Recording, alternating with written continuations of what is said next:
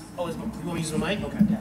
So what I would love to do is introduce myself really quick. So Youthfront Media is a news organization because I felt that after working at MTV and BET for so many years in Cats Media Group, one thing that people are not getting is quality news about new artists, new executives on the rise. I blog all the time. I do video. Andre and I went to school together. So this is the stuff we used to talk about in college. So this is our second year, and it's so powerful to see that it's increased. Can we give him a round of applause and the whole entire team? And let's thank Julie, because I know Julie ain't getting no sleep with Andre talking about all these dreams and visions. I already know what it is. It's 19 years in the making. That's what's up. So that's what's up. So I wanted to have each one of my panelists introduce themselves, and so you can hear exactly what they do, because we're talking content, we're talking creating news, we're talking just after you've done everything else, this is the visual part of your presentation. All right, so I'm gonna just go down and just pass the mic to everybody real quick. You got a pet. This one. Okay. What's up, everyone? My name is Paul Martinez. I'm a freelance journalist and lead contributor for JamTheHype.com. I started off with FNF Live, Jay Blaze and Andre, who put together this conference.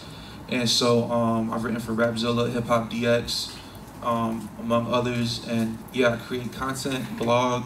I have a podcast with Jay Blaze called 100 Grand. That's what I do when it comes to industry stuff. All right, so before, my name is T. Marie. I'm a public relations and social media evangelist from Michigan, Detroit, Michigan.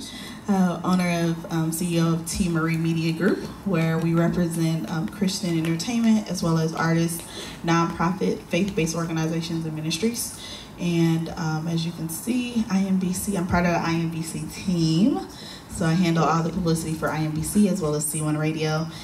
Worked the Stellar Gospel Music Awards for 3 years straight, GM Minority Dealer Association, Ford Minority Dealer Association, and Detroit Symphony Orchestra, the whole nine. So I am all about the content. So let's get down to it.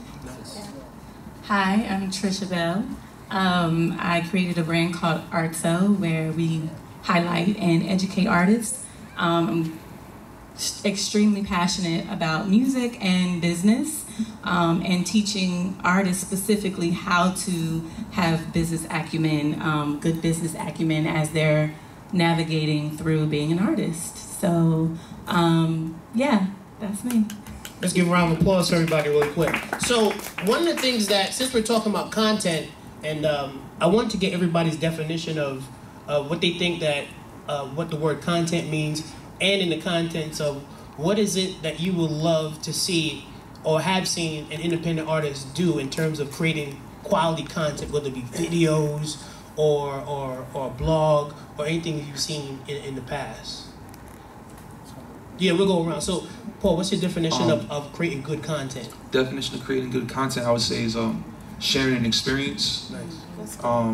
Whether that means giving someone a background or perspective on the artist or DJ, producer, whatever is being covered. And yeah, content informs, educates, and I think probably experience with, like, shares an experience would be my main thing. Nice. T. When it comes to content, I would have to say that one, content again is based upon the artist or the identity of the person that's producing the content, and overall, when it comes to the brand, what I love seeing is the authenticity behind it. I don't like faked and phony, so you won't get a lot of followers, you won't get a lot of people who are into your brand by being fake and phony. So when it comes to producing great content, I'm all about storytelling. Tell me a story. That's key. Tell me, tell me exactly what I should know about you, or what I should know about your music, or what I should know about your business. Tell me how you're gonna, defy boundaries through your content, or the fact that, yeah, you have this awesome testimony. Okay, so tell me about that testimony. Tell me, you know, what you did before. Right. You got that testimony. Tell me how it's been in the process. Tell me where you're at right now. Take me from start to middle to where you are. And then that way I know that, okay, you're authentic, you're real, and I can get with this. Nice. Trish. I'll say T took the words right out of my mouth. Storytelling is a major factor. And I would add to that, in experience, I think those are super key. I would add to that consistency. Because you can give me a story and you can give me an experience, but if I'm not constantly seeing you giving me content, you've lost me. I'm done. Yeah. So, yeah. That's good stuff. One reason why I wore this shirt today is because I'm a big superhero fan. Yes, so you are. I know that Andre was doing this conference, so I wore my Spider-Man shirt. The reason why I wore the Spider-Man shirt is because the story of Spider-Man is so crazy. It was Stan Lee's first comic book superhero. It's a kid that has superpowers, right? Who had to be home before 9 p.m. How crazy is that? And the thing about it, it took Stan Lee like over 60 years to 2008 where Marvel is making high quality content on a consistent level. Give some advice. Let's pretend we have an artist standing right in front of us today. What advice would you give that artist on how to create quality content, whether it be through videos, blogs, T or Paul, how to write well, or how to basically tell their own story? Because Christians usually tell the same story. They do. I was in the club, I came out the club, and then Jesus saved me. Yo, that's whack. You know you lying. You didn't do all that. So broad, like, Yeah. I just would say, like, I want to know who you are. So I would say figure out who you are and what your messaging is, right? Because, like, if you don't have a message, if you don't have a specific, I'm sorry, you know, the specific message, because everybody's life is different. Everybody's life story is very different, right? Because that's just so broad. Like, oh yeah, I was in the club, now I'm not. Okay, but tell me more about you. Like what is your personal experience? What have you learned? You know, because that could be different for everybody. So I would say figure out who you are, what's your messaging, and that would be the first thing I would say. Nice. Yeah. Nice. Good. So, she took the words out of my mouth when she said key messaging, right? So I deal with a lot of, with a lot of Christian artists, with a lot of faith-based brands, and pastors. So I have a lot of people who come up to me and they just say like, "Oh, I wrote a book, you know, so I want to push this book." Right. Or I want to push this song, and they don't want to tell the story behind it. They want to get in. I had I had an author that came to me, and she had this great content. She had this powerful story, but she did not want to tell that what happened. Pretty much, she didn't want to tell that she was domestically abused and everything else. And I said, "Ma'am, how you expect to sell this book?" And I was just being honest with her. And I had to explain to her that there are people out there who need to see this. So, you know, all right, let's look at the content of the book, and let's look at your life story, and let's come up with some blog posts about it. Right. Let's come up with your tips in regards to how to get over X, Y, and Z. All right, so now there's Facebook Live and there's Periscope, so you can create there. You have to look at those key messaging. What sets you apart from the other author? I tell my pastors, I don't want you to be a fly-by-night author. That's powerful. I tell folks that because let's just be honest. You know, I come from a ministerial background. It's one of the things that sets me apart as a PR and social media specialist is my entire family is in ministry. I go to one of the mega churches in Detroit. So one of the things I always tell pastors is that pastor down the street can write a book. Right. And sell it to his congregation, but what's going to make you different than the other person? Right. And that goes for artists too. So look at your key message. Look at, you know, your background. Look at, you know, that storytelling aspect and see, okay, how can I bring this out? And then use that in Periscope lessons. Use that in Facebook Live situations. Use that in webinars on how to help artists get, you know, whatever the case may be, get over the hump of writer's block. Whatever, you know, whatever that sets you apart, whatever your identity is, and create it from there. So I hope that that was good. Okay. Yeah. As far as like on the CHH side of things, I know there's a lot of people within CHH here. examples, I think, of what they said as far as like being authentic and sharing a story and setting yourself apart. I mean, I think like Humble Beast has like Humble Bistro, where like for DJ Effecto, like you get to see like he's a chef, so you get to see him like cook food and stuff. That gives you a little bit of a different perspective. It's not just Jesus saved me. It's like, oh, this dude, he cooks and cares about his family and stuff. And like Lamp Mode has a thing called the chopping block that I would post on like Jam Hype and stuff, where it's like they talk about theology and stuff like that, and it gives you a deeper perspective just beyond the music. Like these cats really chop up the word and they're really about the theology. Also, another example, The Truth with Ravi Zacharias. His album was just so, the way they rolled out that album was like really so dope. Absolutely. Because you know, he had an interview with Ravi and they were talking about different like theological positions and stuff like that. And Social Club is another example. They have an app, like a video game app, where like they're throwing pizzas at cops and stuff because there's singles called Cops. That's hot. So like just finding different things like that, I think would be dope to set yourself apart. And it has to be authentic. It has to be authentic. I love what DJ Khaled is doing. Listen, Khaled done took over Snapchat, okay? DJ Khaled. If anyone, the thing about the content is that you guys have so much examples. It's like an open book test. You just got to pick what style you want and then roll out the style. I love DJ Khaled because DJ Khaled created his own language. Fan alert. Fan love. He will go to a restaurant, tell his fans. Major key alert. Do you know how much quotes pastors do on a daily basis? DJ Khaled just came and like snatched their stuff and said, "Listen, I'm gonna be at this Roscoe's Pizza joint. Yo, come eat pizza with me." 2,000 people show up. He started drinking was it Silk almond milk? The almond milk company said, "Yo, could you do a video for us?" He did it on Instagram. Crazy. A trend that just happened with Chance the Rapper. Have you all seen that So Gone challenge? No. Oh yeah, there's this thing called there's an old beat, old Monica beat, the So Gone song, and so like people are putting out well, Chance the Rapper was the first person to like make it like blow up, but there was someone before him who did it. But like little things like that, the So Gone challenge hashtag, and then like they put a video. I guess they're talking about their wives or their daughters over this like classic hip hop beat, and it's like it just took off. And so like stuff like that is like just be creative. What you girls thought about the my wife made me watch the Lemonade documentary before Game of Thrones because I'm a Game of Thrones fanatic. So I'm watching this and Beyonce got me crying. I'm like, why you do that to Jigga, man? Stop. You're horrible. Stop. How do you guys feel about documentaries?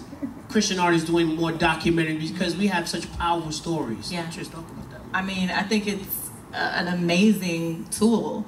Because first of all, people in the society that we live in and how we take in content, like we want to know about your life. Like we want to peer into all of your good, bad, ugly, all that. So I think documentaries are so major key. Now I think you have to not be afraid to be honest and open about your life. I think it's definitely a major tool to kind of bring more people into your brand. That's good stuff. One of the things we want to let people know is that how important is it to let everybody know that now we don't have ABC, NBC, CBS. Now everybody's a content creator. So you talk about empowers artists to let them know how they can be their own broadcast network. I think that's really great, and I'm glad you brought that up because a lot of people think like, oh well, they think of the traditional aspect of getting their music out and getting folks to know about even if you're just a business executive, because I don't want to leave you guys out too, because I know there's some folks who do that, and there's some pastors in the building. So realize that it's just so important. You can't rely upon the traditional signs of media in order to get your message out there. So that means you creating something that could very well be picked up by a ugospel.com, by Ryder's site, by some other sites, and then that can take you off. Prime example is there is a particular, I always say it wrong, so I'm not going to say the name, and you guys can follow me later and I'll get you guys it, but it's a martial arts academy in Detroit with a very strong Christian base. And their big thing is helping these young men helping these boys grow up into young men, and then the connection with their fathers. So their fathers are connected into their studies. Long story short, they put out a video. And I don't know if you guys have seen it. It's been circulating. I was crying. Yeah, so it's been circulating, and the little boy was doing a particular drill where he had to punch the the board. Yep, and he pushed him through, and the whole emphasis was, it's okay for a man to cry. Oh, I saw that. I remember that. Was crazy. So the individual who actually started that cave, his name is Jason Wilson. If anybody knows anything about Jay is the founder of the Union. So if you know anything about Christian hip hop, you know about the Union. Yeah. So here's, long story short, they put that video out. That bad boy went viral. Wow. Everybody and their mama have picked up that thing to the point where they've been on every major, literally every major outlet, just based off of them putting up their own video. Their own captions, the whole nine. Now, what if they wouldn't have done that? They created their own content, which created their own buzz, which now, as soon as they put out the GoFundMe so that they can expand their academy, it already is surpassed their goal. Wow. So you can, if you want the exposure, create. I tell folks that you want the exposure, create it. So that means you getting down and doing it yourselves, and that's exactly what they did. That's good stuff. How do you guys feel about, and Paul, I want to talk to you about that, being a journalist, how many times can people post content? Is it too much? Should they set a schedule for themselves, or should they do it randomly? Should they get, like, if they're not experts, can they get their little nieces or nephews to do it? Talk about how often should someone post as an artist? I got a new, remember we have this invisible artist here. Yeah. He has a brand new video. How often should he post about that? In your opinion? Yeah, there has to be a balance, because you don't want to get into the territory of spamming and annoying people with your content too much. Like, at the end of the day, man, like, it has to have value, and if you post it and you put the the vision and the mission behind it, right. I wouldn't say, like, if it gets out there, like, people rock with it, they rock with it. Right. You know what I'm saying? Yeah. But I would post it, like, only a few times a week, not like too much. Like, some people be doing it, like, I don't know, man, every 5 hours or something. Right. And just tweeting people. Even maybe a few times a week might be too much. Maybe once or twice. I mean, it depends on, like, and you have to have a timeline. When at some point you got to be like, yo, this already came out a month ago. Maybe move on to the next thing. Right. So just be wise and have a balance. Now go ahead, T. Go ahead. So I want to say, like, okay, so we're dealing with our fictional artists here. Mm-hmm. I want to piggyback off of that about not posting about your video per se, or maybe even not just your video, maybe your single. Mm-hmm. So of course you throwing that same graphic up there, talking about stuff is now available. Right. But get creative when it comes to your approach of saying that it's now available. Prime example, if I can talk about him because he's my little brother, and that's Tim Bowman Jr. So everybody knows I'm good, right? Heard I'm good.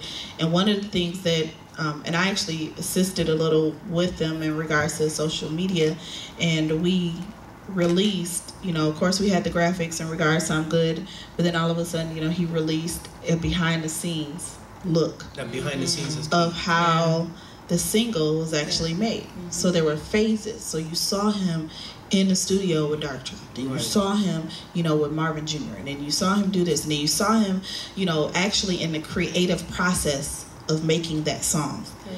So it's important that you're promoting it without promoting it, if that makes sense. You're making it an experience for somebody. So they're looking forward to seeing that next video or that next post in the midst of you posting about, yo, you just proposed to your girlfriend or whatever the case may be. Right. Like, folks like to see your life, and they also like to see, okay, well, what do you have? Right, so don't, there's always, like you said, like Paul said, there's a balance when it comes to posting. Yeah. So I always tell folks, like, it should be like a 3-to-1 situation.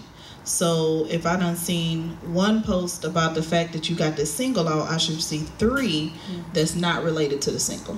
I like that. Now the 3 that's not related, can it be a photo? Because people sleep on taking a picture of you on the mixing board. It can be a photo. Or you behind in the studio. Yeah, it most definitely can be. It's all about strategic placement. So if I, like, prime example is, I have a post for my business that says, and Andre Griffith is actually in the post, but it says, who's telling your story?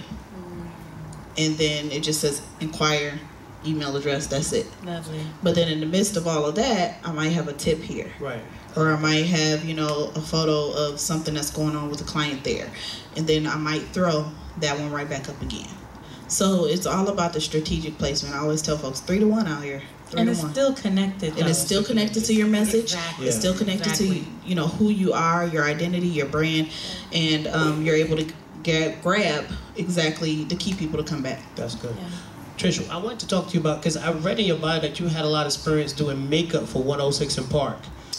Well, it was an artist who was on 106 and Park. Talk about your journey a little bit on the art of doing makeup, because makeup videos are huge.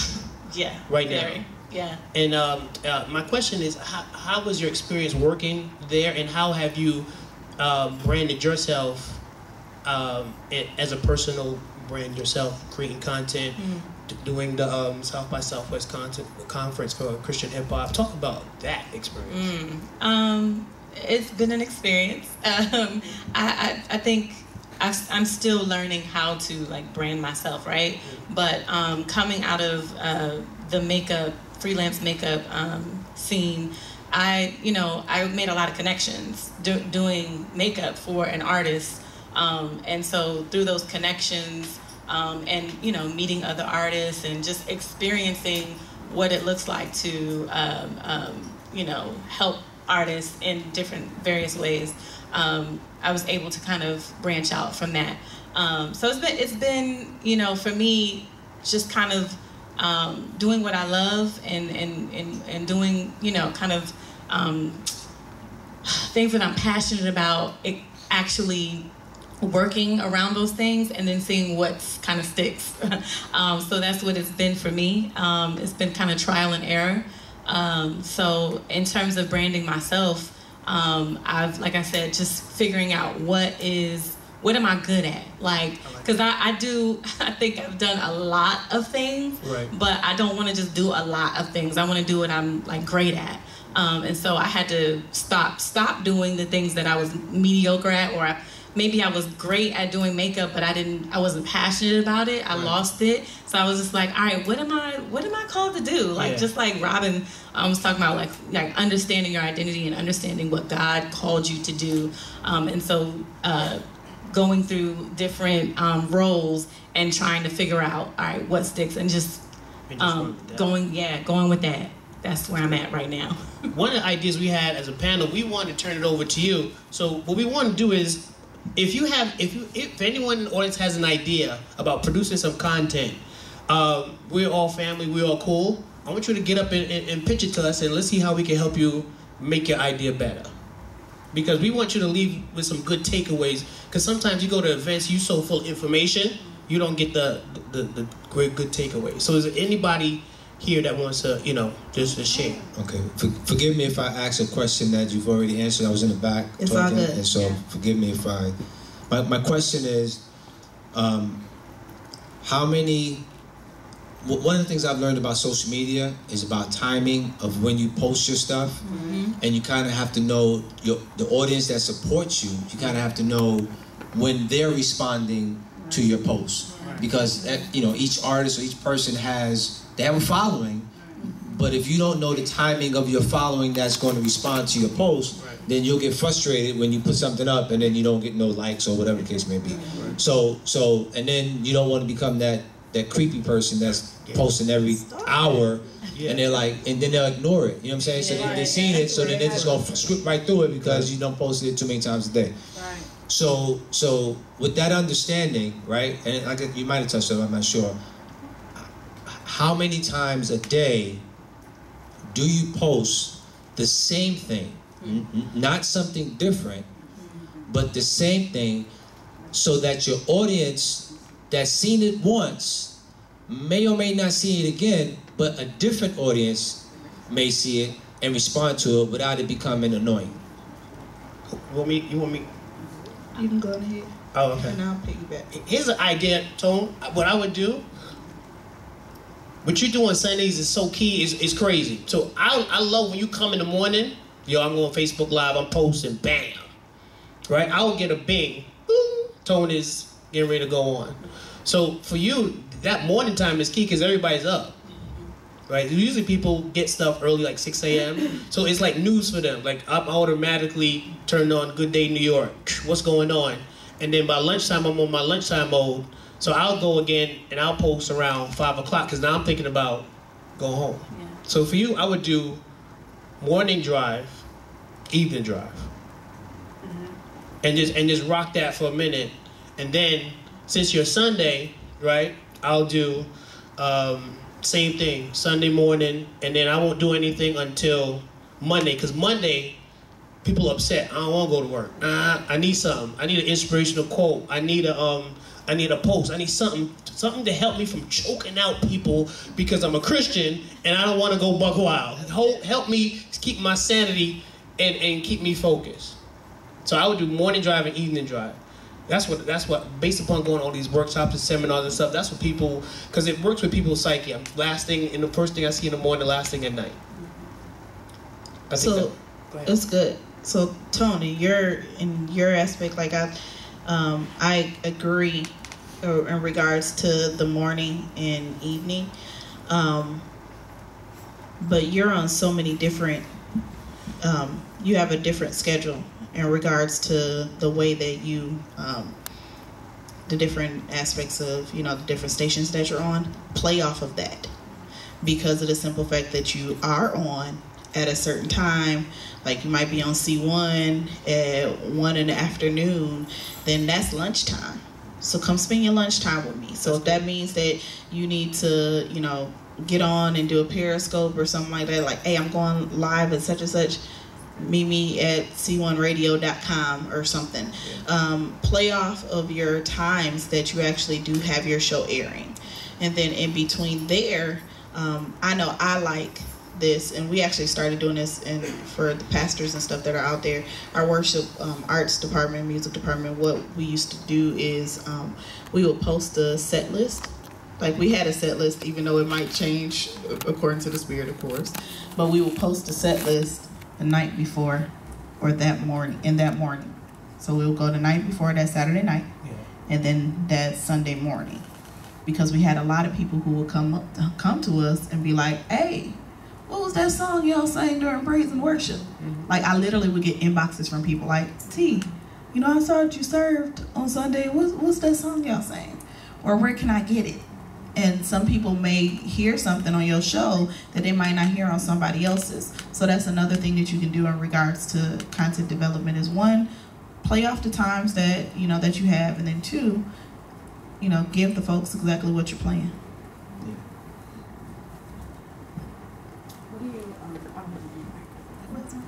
I'm sorry. No problem. I actually have 3 questions. One is there any certain, but I think you answered it when you said tell a story, because I want to know what makes for a good video. You have a song, but I see the video. Mm-hmm. 2 is because I cook also. So when I'm making a page, I have my Facebook page. Do I use the same name for every new content that I input? Do I create a new Facebook page for that, or do I use the one that I have that exists? And then the third, when y'all talked about telling a story or documentary, how does a person tell and keep things, as they say now, 100, keep things up when you know that your story is not just you? See, if it's just me, it's easy. But my story involves other components that might not be as willing for that type of exposure. Oh, you want to jump on? There was a lot in there. What should we jump on? His cooking. That'll be hot. Because he's sick. Yeah. So what would be like a good video? Yeah. I mean, there's a lot of examples. Like I mentioned before, Humble Bistro, right? Or Andy Mineo's Saturday morning cartoons, but maybe instead of like the creation, like put that from a, I mean, you can look on like the Food Network and stuff, but just have it like an authentic experience of like what you do and stuff, and then tie it into the music. I think Andy Mineo's Saturday Morning Cartoons is a decent example. Yeah. So I don't want to. I'm sorry. Okay. So we're gonna use you as an example. Okay. So you have how many aspects to you are there? I heard artists. Because I heard artists. Cooking. I heard you like to cook. Well, yeah, I'm a ordained minister. Okay. I'm an author. Oh. I'm a speaker. Mm-hmm. I like to write, but I wouldn't. I think I need some critiquing on it for some. Okay. That's I like actually 5. did when you were starting. I actually made a tree. You better make that tree. So I'm Awesome. a teacher. I'm a Sunday school teacher. Okay. I'm also a coach. And He's a yeah, brand. conference. All right. So this is what I would personally say. If you were a client of mine, I would tell you to make sure that you had a like page on Facebook and that you're not adding everybody and their mama to your personal page. That's the first thing that I would tell you. The second thing that I would tell you is that you can branch off in regards to, because you can, like prime example is Charles Jenkins, right? So Charles Jenkins is a pastor of this, big church in Chicago, and then he's also an artist. So you get both aspects on his one page, and that's totally okay. So I would tell you to have one hub that you would have all of those go through. And then when it comes to what type of content that you are using or that you're displaying out there, be strategic with it. Use, hashtags to separate exactly what it is. So brand it a different, kind of theme it a different way. So for instance, Andy Mineo, you said Mineo has the Saturday Morning Cartoons, right? That's what I thought it was. Yeah. The Neverland EP. Yeah. So that was a part of his album situation. So what they did was he still had his main page, and then that funneled out of that. So that's one of the things I would tell you to do. Also realize, artists, business people, everybody execs in this room, every outlet is not the same, and I cannot stress that enough. Talk a little bit about that. So you cannot, a lot of people think like, oh, automation. Yes, I love automation. Automation is absolutely great. Am I a fan of TweetDeck and Hootsuite and Buffer? And if I'm talking foreign language to you, come holler at me later and I can help you out with that. But one of the things about automation is like, yes, you can post to all these different outlets, but realize that every outlet has a voice, and that your same people that are on Facebook might not be on Twitter, the same folks that's on Twitter may not be on Snapchat, the same folks that are on Instagram may not be on YouTube. So it's important that whatever you're posting and whatever you're doing, that you're keen in, that content is keen into whoever that audience is. So for instance, I use my Snapchat, and at first I was totally against it. I ain't even gonna lie. I was totally against it because I felt like it was kids. Like my nieces and nephews on Snapchat. I'm not about to get on there. But I went to a seminar that had one of the executives from Snapchat there. And they went to talk about the emphasis, and then I got to learning about the geo filters and, and the different aspects of how the brand is. And then I started watching people, and I started watching people like Kali. And then once I started watching him, that made me, actually I'm putting out a blog next week about what pastors can learn from DJ Khaled. So make sure y'all team out for that. So I started looking at it like, okay, from a brand standpoint. So one of the things that I do in regards to that is I show my process. So if I'm working on something, I call it Confessions of a PR Chick, and you can literally follow me there, and you can see the process of what I'm doing. So if I'm working on an event, so I wouldn't say from start to finish, but aspects of that deal or my day in the life with T. Marie, I just might show you that. Right. So that's what you get on Snapchat, but please believe you won't get that on IG. You barely get it on Insta stories because it just launched last week. Things like that. So you need to realize that every outlet has its own audience. So be mindful of that. Yeah. I agree. No, I agree. Absolutely. you have to treat each platform differently. Right. Yeah. That's all I gotta And say. play with, I would do 3 that you're comfortable with. If you're a photo guy, like I know that I have a friend of mine who's a DJ. He takes photos. He just takes, here, I'm here, this. Oh, take a look at me spinning, or pick someone that you like as a model of what they're doing online and just follow that. You could do Instagram, you could do your YouTube, or you could do Twitter. That's your 3. I always, I'm sorry. Go ahead. No, I always tell folks, you first starting out and you're just like, oh my gosh, I don't know what outlets to get on. Facebook, Instagram, Twitter. Don't touch nothing else. Yeah. Right, because you go schizophrenic. Don't You're touch. bugging out. Yeah. Don't do it to yourself. Definitely. It's because now people are suffering from information overload. Oh yeah. Myself. Yeah. I recently realized, like, yo, I cannot focus.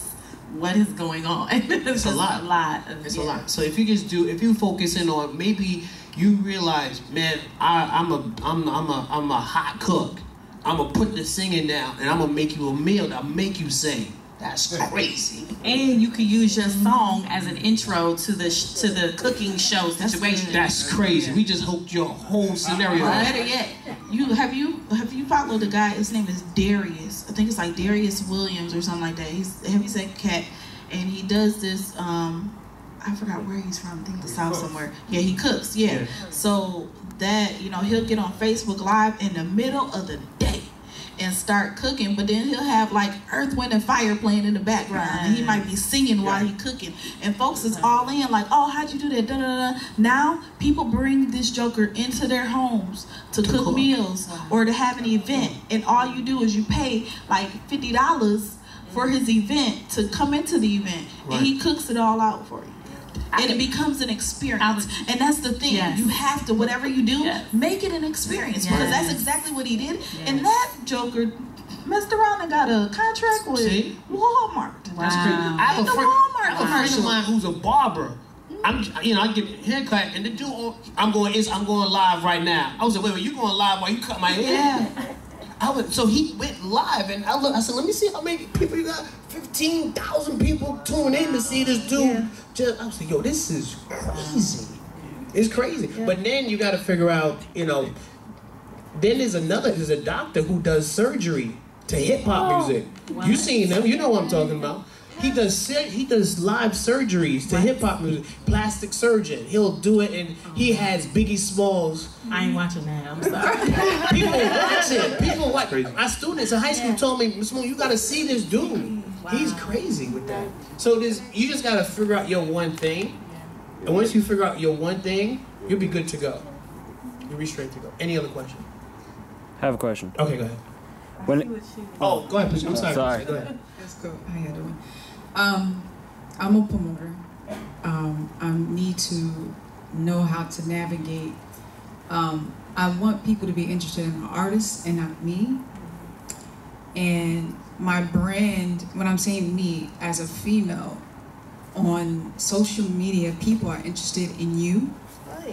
And then it's like, well, I've heard, you have to present yourself, and then they'll look at the artist. But it's like, how do I create content where when I do events, as well as when artists that I'm promoting dropping music videos, singles, etc., how do I get the people interested in that more than me?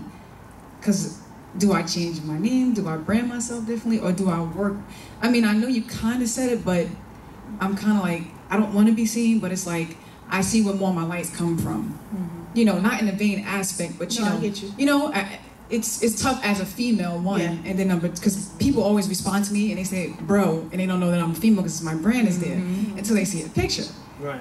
So how do I create effective content to balance out? I don't mind posting about something that I'm doing, but I really want to be there for the artists and create a platform for them to be seen and transition from me as a promoter to even their page so it increase their viewership.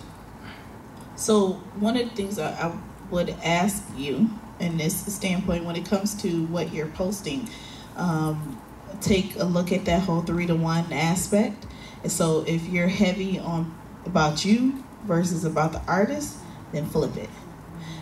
So even if folks are only connected with you, that means that you need to sit down and have Periscope sessions or Facebook sessions with you and your artists. So you know, do an interview style with them or something like that. Like, think about, if folks are connected, they get to you and they're just like, oh man, you know, I'm so gravitated to you, then take them back to, you know, the artist. It's like, prime example is when you're witnessing, like, some folks might be friends with you, you know, all day long because it's you, but ultimately you want to draw them back to Jesus. So what do? You keep drawing them back to the source. So draw them back to, you know, exactly what you're doing. Like, another example is with my company, you know, it's my name, you know, T. Marie Media Group. So people have a tendency, of course, to, you know, look at me. However, if you go on, well, now more than usual, but if you go on our Instagram and everything else as far as our company is concerned, all I do is push what everybody else is doing. Like, I might throw a couple of tips with my face out there, but so I would tell you that, you know, just look at what you're putting out there as far as content wise is concerned, and look at that ratio. And if that ratio is higher of you, you know, versus your artist, then look at that aspect and change stuff, you know, a little bit around that way. And I would add to that too, just because I know your brand. I would say stay consistent with the messaging of your brand. That's good. You know what I'm saying? Because I know what you do, right? But your business may not be always clear, super clear, right? So you have to, like, focus on your brand, right? Because your brand is like what makes you you, right? But it's your focus is the brand. Figure out what the messaging is for the brand, and then maybe you want to branch out to have to focus on you at times, but not. It's the focus is on the brand. Right. So yeah, exactly what T was saying. Just figure out that messaging and go from there.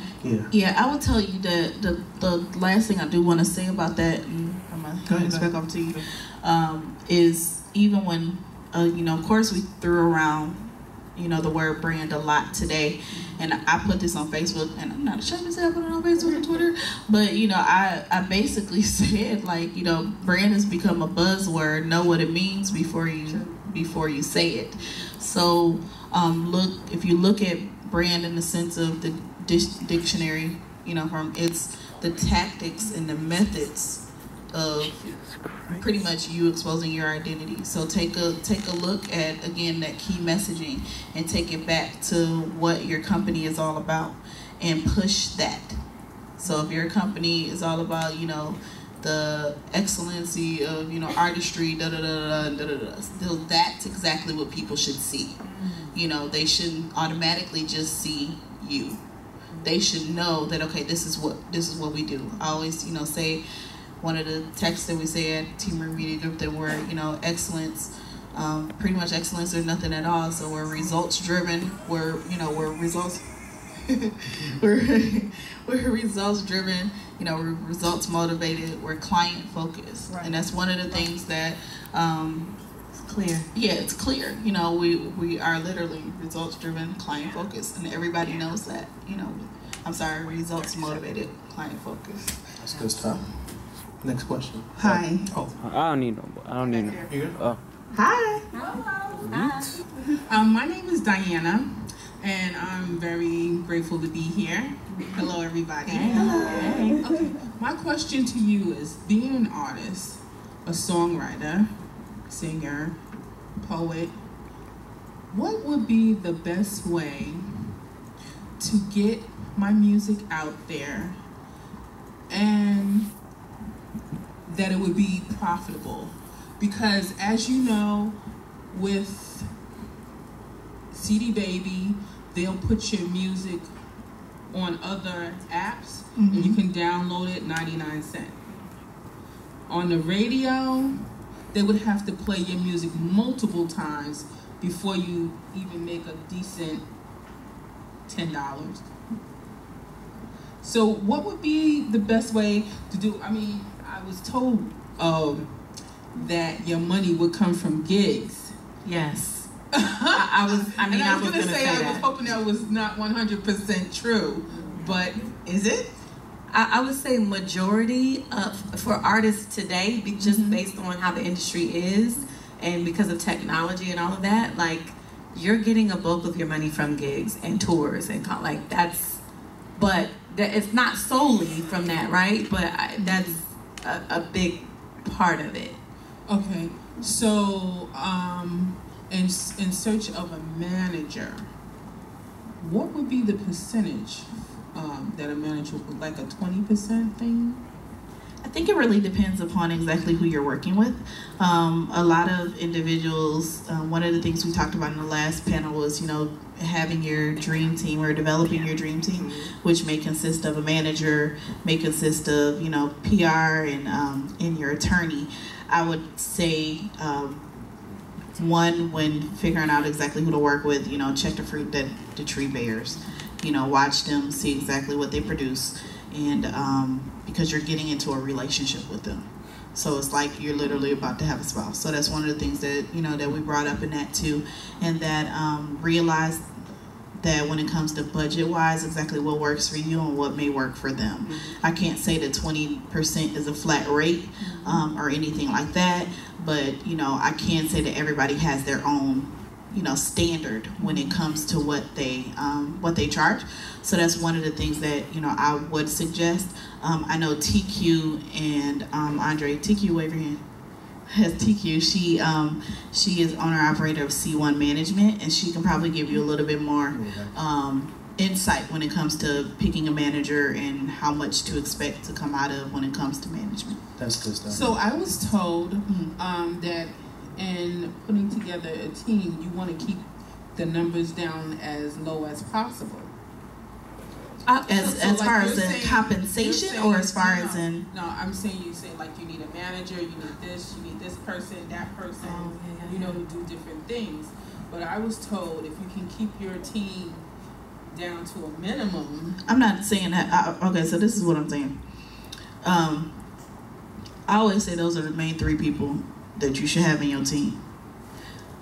Don't have an entourage of 10 people, you know, but realize the key folks that are integral to your overall success. So you know that you need a manager, so you need somebody who's going to be able to, you know, handle logistics. You need a publicist. You need an accountant. Yeah, you need an accountant. Legal. You know what I'm saying? Like, you need legal. So if you only had to have 4 people, those are the 4 folks to have. That's you know, your plain and simple. No ifs, ands, buts about that whole, I got an assistant, and da-da-da-da. You don't need all that. That's Roger said that's ghetto. Like, I mean, it is. Like, people are so accustomed to having such this large team. Like, oh, I got a content developer, da-da-da-da. No, you got a publicist who handles content development. Right. That's what you have. That's good stuff. You know, so. So is it true, what I hear, that a lot of performers like to go over to Europe because they can really pack it in, like they love them over there? Their music, like they really embrace them? I think it depends. I'm sorry. Go. Which is true. It depends on how good you are as an artist. Right. If you have a following. Yeah. I know a lot of classic hip hop artists. They're killing it over there because you know they love, you know, Europeans love black music. They love hip hop. They love hip hop. That's right. But we have to wrap up. We're gonna talk to you on the side.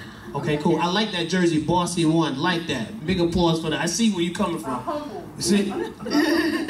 So one thing we want to do is each one of us we're going to give you takeaways on what you guys on content advice for the audience. Go ahead, T. I'll let you start first. Man, takeaways. On creating quality content and what they should use. I would say start with why, because you got to know why you're doing what you're doing prior to doing anything else. So there's a book, Start With Why by Simon Sinek. I think I'm saying his name properly. And he just basically is like, if you lead with that, then everything else will flow from that.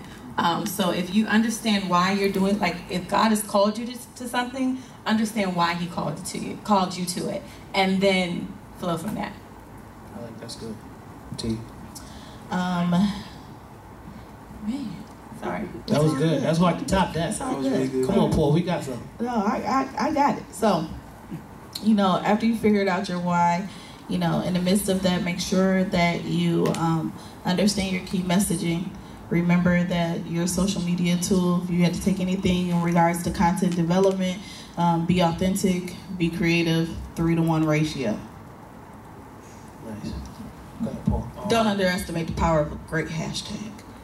Yeah. Multiple ones. Yes. That's good. And then I would agree with everything you said, but be consistent with that.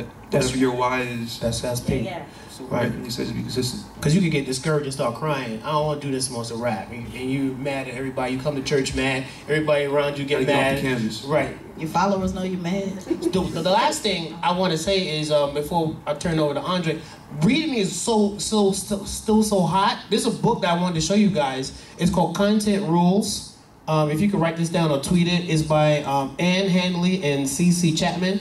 It's how to create killer content, blogs, podcasts, ebooks, webinars. This book will give you everything you need to know on how to create quality content. Everything. All right. So I just want you to definitely. I can show you this so you can take a picture of it. And but I want you guys to get this because this is so key. First of all, can we? I just want to give you guys a round of applause for allowing us to come talk to you. And give a round of applause to the panelists and Dr. Andre Maloney. We're going to turn it over to you, kid. This is.